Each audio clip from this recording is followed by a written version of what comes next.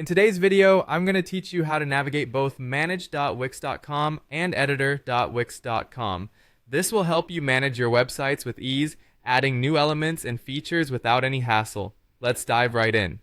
First, you want to head over to the setup section at manage.wix.com. This is your starting point and where all the magic begins. By entering this setup space, you'll gain access to a whole array of site management tools that will allow you to customize your site to fit your needs. It's important to get familiar with this dashboard because it's the command center for your Wix site. Once you've got a handle on the setup, it's time to make your way over to editor.wix.com. Here's where the design elements come into play. Start by clicking on the option to add elements. This is where you can unleash your creativity.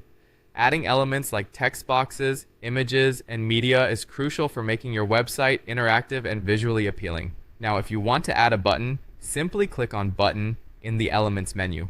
Buttons are essential for navigation and user interaction on your site, whether you're directing someone to another page, encouraging downloads, or initiating contact. They help guide your visitors smoothly from one part of your site to another. Next, you want to fine-tune your button settings. By clicking on Settings, you'll be able to edit how your button looks and behaves. This is an opportunity to customize the size, color, text, and even the action your button triggers when clicked. It's in these settings that you can really make the button match your brand's voice and aesthetic.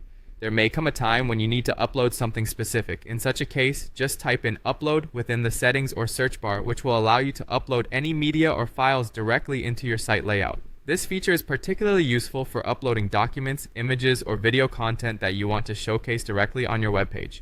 Once you've finished customizing your buttons and uploading any files, click on the X to close the settings window.